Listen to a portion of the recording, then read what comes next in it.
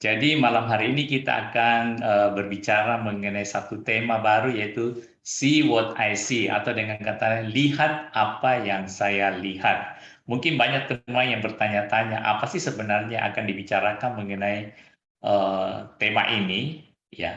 Tadi si Smela bilang menarik ya.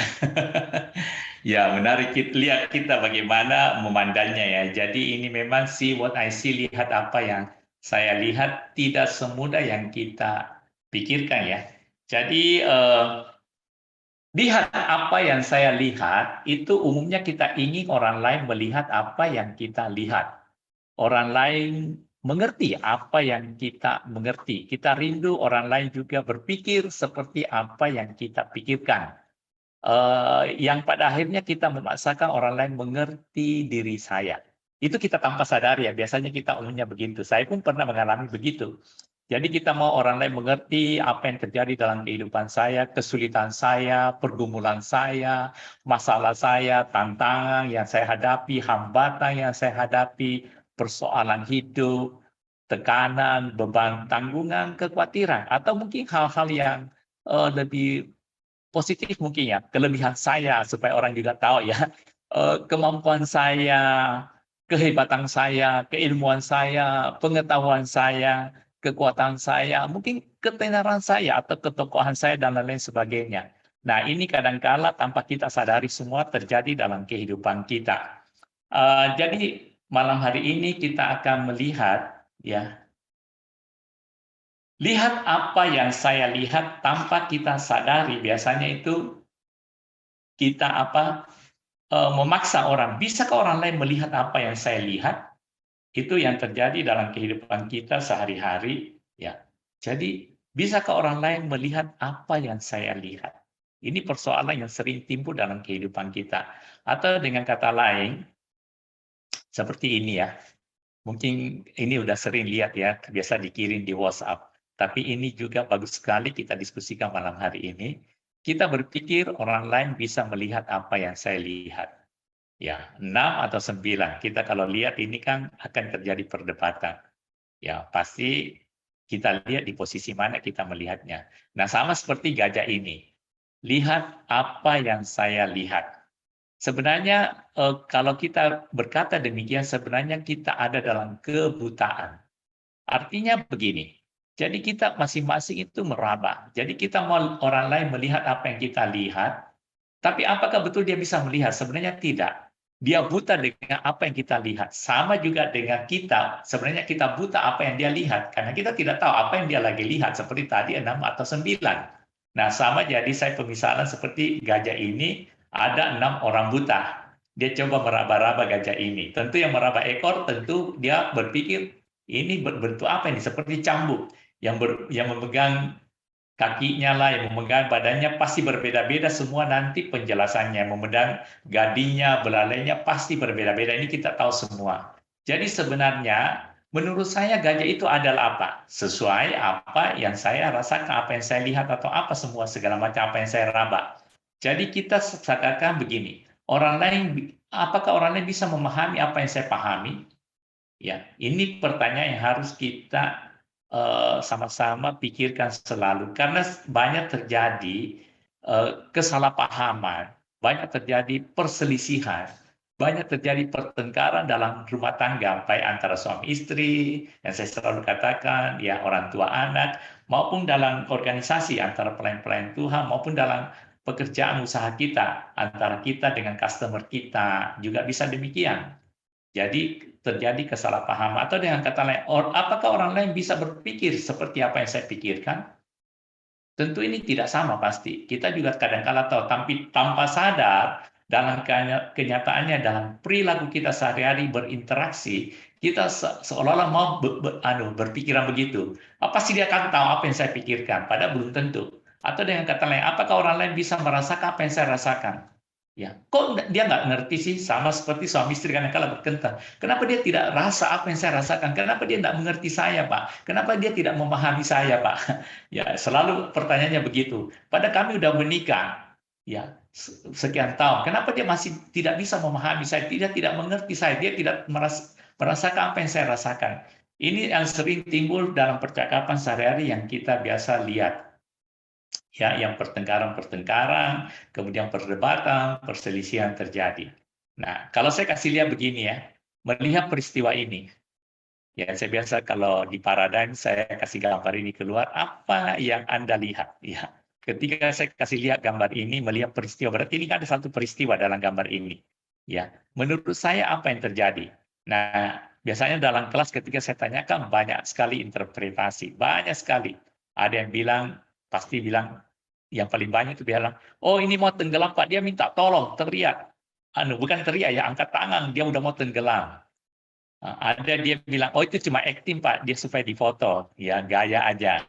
Ada yang juga bilang, oh itu perenang, pesenam air itu, dia lagi balet ya.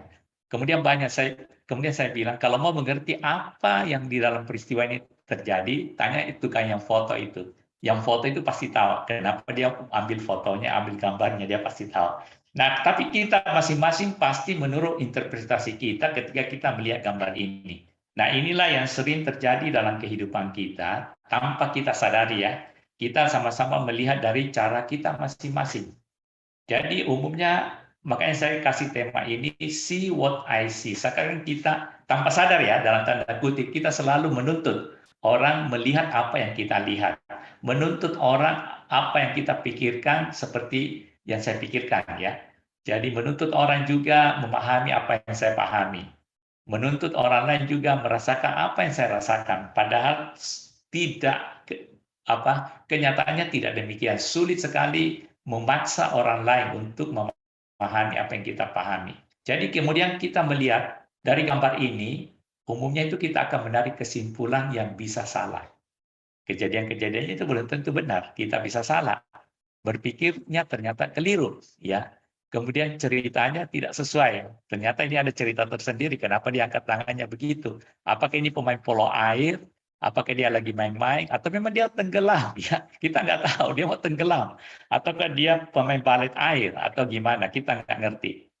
Ya, ataukah dia lagi bermain-main sama temannya atau anaknya gimana. Jadi kejadian sesungguhnya pasti beda. Kita tidak bisa betul-betul mengerti apa yang terjadi dengan gambar ini. Kecuali kita ada di tempat itu dan tanya fotografernya. Ini peristiwa apa sih ini yang terjadi? Nah, barulah kita akan mengerti betul-betul. Pernah ada satu guru, ya, dia membuat satu gundukan-gundukan, jadi dia membuat satu gundukan seperti gunung, ya, cukup tinggi, ya, tapi masih bisa lihat dengan mata dengan muridnya. Jadi dia duduk di meja berhadapan dengan muridnya, kemudian dia ambil satu gundukan gunung, dan itu dia buat sendiri ya gunung itu di sebelah muridnya itu ada dia buat sungai-sungai kecil dan ada pepohonan. Di sisi dia itu ada sawah dan rumah. Ya, jadi balik gunung yang dia kasih lihat muridnya itu adalah sungai dan pohon-pohonan. Di sisi dia itu adalah sawah dan rumah. Kemudian dia tanya muridnya itu, apa yang kamu lihat ya di depanmu? Dia bilang, oh iya, saya melihat sungai dan pohon-pohonan, ada bunga-bunga, banyak pohon yang subur ya di lukisan itu. Tapi gunungnya gunung betul dia buat dari kertas ya. Nah, dia tanya muridnya itu, nah kamu tahu apa yang saya lihat di gunung ini? Dia bilang, saya tidak tahu, tapi kalau sama ya berarti juga sungai sama pohon-pohonan. Ya, gurunya tersenyum. Kemudian dia putar apa yang dia taruh di atas meja itu dia putar, jadi sekarang sisi yang dia lihat itu dia kasih dia sisi muridnya. Sekarang di hadapan dia adalah sungai dan pohon-pohonan, di hadapan muridnya itu adalah sawah dan rumah. Kemudian dia tanya sekali muridnya, apa yang kamu lihat? Oh, sekarang yang saya lihat adalah sawah dan rumah-rumah. Oh gitu. Terus kamu tahu nggak apa yang saya lihat? Ya saya tahu dong, pasti yang kamu lihat itu adalah sungai, adalah ya sungai dan pohon-pohonan. Ya. Nah, dari peristiwa ini kita bisa melihat ketika kita belum melihat jelas apa yang saya lihat, tentu kita tidak bisa tahu. Nah, tapi biasanya kita kan maunya cerdas ya. Oh, pasti sama kok. Pasti juga yang kamu lihat itu sungai dan pohon-pohonan, padahal bukan. Ternyata yang saya lihat adalah sawah dan rumah. Ya, kecuali saya bisa melihat dari sisi yang saya lihat. Nah, ini peristiwa-peristiwa yang kadangkala merusak hubungan kita di dalam kita berinteraksi, di dalam kita sama-sama berkeluarga, di dalam kita berteman, kita selalu berpikir bahwa apa yang saya pikirkan pasti dia tahu, sama. Apa yang saya pahami sama, apa yang saya lihat sama, padahal tidak demikian. See what I see, ya. Lihat apa yang saya lihat. Ini kalau kita tidak hati-hati apa yang terjadi, nah, akan timbullah banyak hal-hal yang sebenarnya kita tidak inginkan. Kalau kita tetap memakai cara ini, ya, kita akan cara berpikir kita menjadi sempit. Otomatis. Kalau kita selalu memaksakan keinginan ini. Nah, biasanya ini yang saya lihat pola-polanya maupun yang saya baca di buku, itu pola-pola ini terjadi menjadi habit. Walaupun dia mengerti bahwa ini sebenarnya salah, tapi itu sudah menjadi habit kita selalu dalam berinteraksi, dalam berkeluarga, di dalam kita melayani, di dalam kita berbisnis. Kalau kita tidak merubah, maka kita punya cara berpikir akan menjadi sempit. Tidak bisa memahami orang lain dengan baik. Pemahaman kita itu sangat terbatas, ya. Selalu mau menang sendiri. Ini akan terjadi dalam kehidupan kita sehari-hari. Kita selalu mau aja menang sendiri, ya. Mudah berselisih paham. Ya, jadi itu yang akan terjadi, kita mudah sekali berselisih dengan teman-teman kita. Ya, kemudian apa yang terjadi lagi? Sulit bekerja sama. Otomatis, karena selalu kita memaksakan keinginan kita. Kemudian yang paling berbahaya adalah potensi dirinya terhambat. Jadi saya ambil 6 aja yang biasa terjadi kalau kita tidak merubah gaya hidup kita, selalu melihat apa, memaksakan orang lihat apa yang saya lihat. Maka kita punya berpikir akan menjadi sempit, sulit memahami orang lain, selalu mau menang sendiri aja, dan gampang sekali berselisih paham. Dan yang paling penting di sini, kita sulit bekerja sama. Dan yang paling memberatkan hidup kita adalah potensi dirinya terhambat. Kita tidak bisa, kita akan agak sulit mengembangkan potensi-potensi yang ada dalam diri kita. Dan ini juga yang terjadi. Kerohanian bisa bermasalah. Kenapa saya katakan kerohanian bisa bermasalah? Di dalam saya mengajar, di dalam saya konseling, di dalam saya membimbing anak-anak rohani, biasanya tipe-tipe orang ini itu kerohaniannya bisa bermasalah. Kenapa? Karena sama ketika dia membaca Alkitab, ketika kita menjelaskan sesuatu secara kerohanian, dia selalu punya cara pandang sendiri yang tidak mau dirubah. Dia selalu ingin orang lain mengerti apa yang dia mengerti, bukan mau mengerti apa yang kita sampaikan. Dia selalu ingin memahami, ya, memaksa orang memahami apa yang dia pahami. Jadi dia akan mudah seperti itu berdebat. Dia mungkin kadang-kala bisa sungkan, tetapi dalam dirinya dia tidak bisa menerima. Karena gaya hidup ini selalu melihat apa yang dia, memaksa orang melihat apa yang dia lihat. Selalu memaksa orang mengerti apa yang dia mengerti. Selalu memaksa orang memahami apa yang dia pahami. Selalu memaksa merasakan apa yang dia rasakan. Nah, ketika dia membaca Alkitab sendirian pun dia akan berpikir begitu. Dia banyak sekali menolak apa yang ditulis di dalam, walaupun dia secara keseluruhan dia mungkin memahami bahwa Alkitab itu tidak salah, itu benar. Tetapi dia punya penolakan itu di bawah alam sadar dia, ya, di dalam subconscious mind-nya. Kecuali dia mendapatkan bimbingan tuntunan yang baik dan benar, ya baru bisa berubah. Kemudian ini orang yang demikian ini akan merasa apa? Benar sendiri. Jadi boleh dikatakan dia adalah orang yang egosentris, ya, sangat-sangat egosentris, dan ini berpotensi merusak dirinya sendiri. Dan saya tadi katakan dia akan sulit bergaul. Saya pernah menemukan seorang yang demikian ini.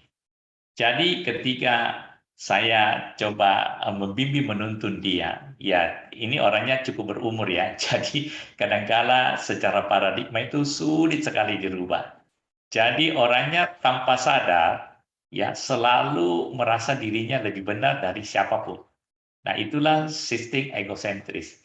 Nah ketika walaupun dia merasa tahu kita mungkin, dia tahu kita mungkin pendeta sekolah Alkitab, dia mau belajar. Dia bertanya mengenai firman Tuhan. Dia bertanya, tetapi di dalam diskusi itu, dia selalu akan menolak apa yang kita jelaskan. Walaupun dia dengar-dengar, Pak ini kok bisa begini ya? Seharusnya kan tidak begini. Ya, kenapa Petrus, Pak? Ya, kok bisa disayang begitu Tuhan? Padahal dia pernah menyangkali Tuhan 3 kali.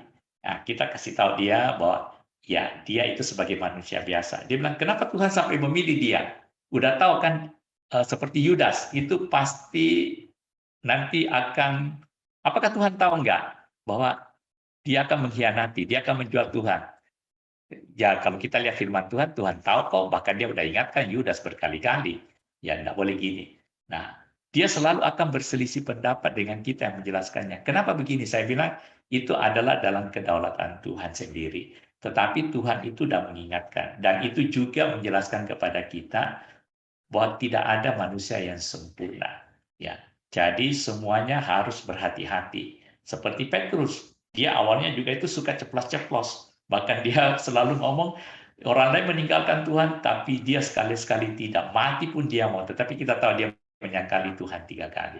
Ya, tetapi ketika Tuhan sesudah disalibkan, mati, dikuburkan, bangkit pada hari ketiga, menampakkan diri kepada murid-murid, dan kita tahu ada peristiwa terjadi ketika dia berbicara sama Petrus, apakah engkau mengasihi aku lebih daripada yang lain?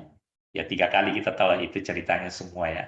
Nah di sanalah kita lihat Petrus kemudian tertunduk malu, ya, dan kemudian kita tahu pada hari pencurahan Roh Kudus semuanya berubah, dan oleh kasih kemurahan Tuhan, ya semuanya bisa berubah. Jadi tidak ada yang mustahil asal kita mau mendudukkan diri.